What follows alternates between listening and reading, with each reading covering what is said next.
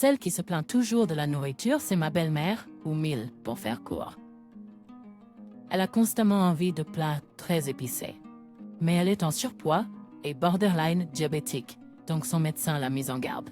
Elle n'a pas l'air de s'en soucier et ajoute juste plus d'épices à tout ce que je cuisine. J'ai été choquée par la quantité déraisonnable de sel et de poivre qu'elle a ajouté à la soupe que j'avais soigneusement préparée. Même si j'utilise du sel et des épices à faible teneur en sodium, cela ne semble pas suffisant pour elle passer well. Je peux m'empêcher de penser qu'elle va finir par mourir si elle continue comme ça. Pour être honnête, je serais pas dévastée si c'était le cas. Mais elle semble vivre pour me rendre la vie difficile. Tout ce qu'elle fait, c'est se plaindre et être méchante envers moi. Je m'appelle Alice, j'ai 29 ans, je travaille tout en étant femme au foyer. Je suis mariée à mon mari depuis 3 ans, mais nous n'avons pas d'enfants. Le problème, c'est mon infertilité. Émile ne me laisse jamais l'oublier. Mon mari a ri et admis que je suis défectueuse. Je veux tellement un bébé. J'ai consulté un obstétricien tout en travaillant, mais rien ne fonctionne. C'est épuisant physiquement et émotionnellement, donc j'ai décidé d'arrêter le traitement. Cela coûte aussi beaucoup d'argent, ce qui rend difficile de continuer pendant des années. Mon mari disait que dépenser de l'argent pour des traitements de fertilité était une perte de temps, mais il me poussait à tomber enceinte rapidement. À quoi bon me mettre la pression? Je ne peux pas tomber enceinte si ça ne se produit pas, je pensais. Après avoir arrêté les traitements, j'ai envisagé l'idée de vivre heureux pour toujours, juste tous les deux. Mais ma belle-mère n'avait pas abandonné l'idée d'avoir un petit enfant. Pour me menarguer, elle a même acheté des couches et les a montrées. En colère, ma belle-mère est partie dans sa chambre. Dieu merci, je me suis dit déjà épuisée par le travail et pas d'humeur à supporter ses remarques méchantes plus longtemps. Elle doit vraiment n'avoir rien de mieux à faire que de rendre ma vie misérable. Nous avons emménagé chez mes beaux-parents, à Pointe-Beauport, il y a 1 an. Ma belle-mère était dévastée à l'époque. Au même moment, son médecin l'a mise en garde contre le risque de diabète. C'est pourquoi nous avons emménagé. Ma mère oui, cela plaît, mais malgré son diabète, elle va bien. Tant qu'elle prend ses médicaments et mange correctement, il n'y a rien à craindre. Eh bien, étant donné qu'elle néglige ses médicaments et mange ce qu'elle veut, sa condition va probablement s'aggraver tôt ou tard. Même si c'est le cas, je n'ai vraiment pas envie de m'occuper de ma belle-mère. Je travaille toujours et je suis très occupée. Prendre soin de beaux-parents dans la vingtaine? Non merci. Le lendemain était mon jour de congé, donc je faisais les tâches ménagères. Ma belle-mère, qui d'habitude se prélassait sur le canapé en grignotant, s'est soudainement levée et est entrée dans ma chambre. Je ne voulais pas qu'elle y entre, mais j'avais les mains pleines.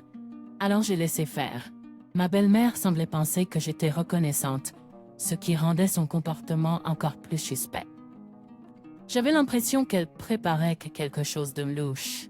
Cette nuit-là, j'ai décidé de dormir dans la chambre de mon mari. Il est parti en voyage d'affaires depuis hier, donc il ne saura pas. Même s'il découvre, je savais qu'il ne se fâcherait pas.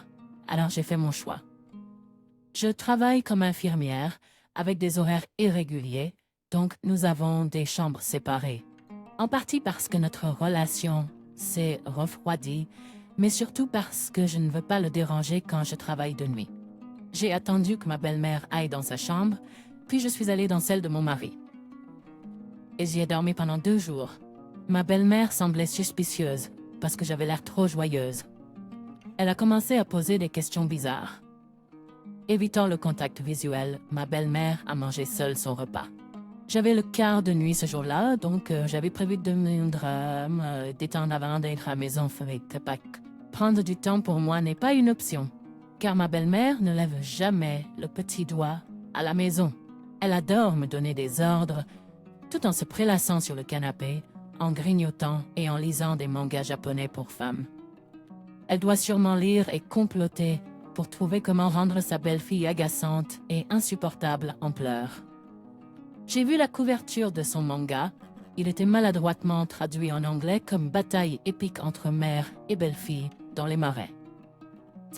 Je n'ai pas pu m'empêcher de lever les yeux au ciel devant son choix de lecture. Finalement, mon mari est Son reloj a fermeté déjà 22 heures. Il a bu à contre-cœur une bière sans alcool car je l'avais averti des risques de mélanger alcool et eau chaude. On pourrait penser qu'il le saurait. Même les saunas ont des panneaux d'avertissement contre l'entrée en état d'ébriété. Mais non, le bon sens n'est pas si commun pour lui ou ma belle-mère. Après ça, mon mari a pris son bain et a chanté à tue-tête. Nous vivons dans une maison individuelle, mais chanter à cette heure-ci, nos voisins ne seront pas contents. Ma belle-mère est entrée dans la salle de bain pour se rejoindre à lui. Après ça, mon mari est sorti du bain et a commencé à boire. Il était déjà 22h30 et je devais partir pour l'hôpital où je travaille. Même s'il est proche, il y a beaucoup à faire, donc je dois partir tôt. Je l'ai dit à mon mari, discrètement, pour que Mill ne l'entende pas. Alors que j'allais prendre mon sac et partir, j'ai entendu un grognement fort de mon mari. Il était recroquevillé par terre, se tenant la jambe et gémissant. Il avait l'air d'avoir très mal. Il n'a pas pu dire un mot. Peu importe ce que je lui demandais, il n'y avait pas de réponse. J'ai pensé que je devais faire quelque chose, mais j'ai remarqué quelque chose d'étrange. Le sol était exceptionnellement glissant. Je portais des chaussettes, mais c'était tellement glissant que j'avais l'impression de pouvoir tomber. Accuser ma belle-mère maintenant ne résoudrait rien. Alors j'ai immédiatement appelé une ambulance.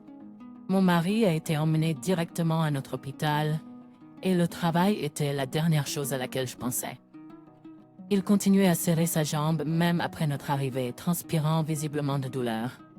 On pouvait dire que c'était sérieux. Heureusement, un médecin a pu l'examiner et il semblait un peu soulagé. Sa jambe était effectivement cassée comme nous le soupçonnions. Il a probablement tordu sa cheville au moment où il a glissé sur ce sol glissant. C'était une fracture du 5e métatarse, donc tout s'expliquait. Son pied était visiblement enflé. En général, les gens se fracturent cet os en trébuchant ou en mettant tout leur poids dessus. Parlant d'expérience, je me suis tordu la cheville en tombant dans les escaliers il y a des années. J'ai entendu un bruit sec et la douleur était insupportable. J'ai aussi été diagnostiqué avec une fracture du 5e métatarse. J'étais perdu dans la musique en descendant les escaliers, donc c'était assez gênant. J'ai même menti à mes amis proches à ce sujet. Comme sa fracture ne nécessitait pas d'hospitalisation, mon mari a pu rentrer à la maison.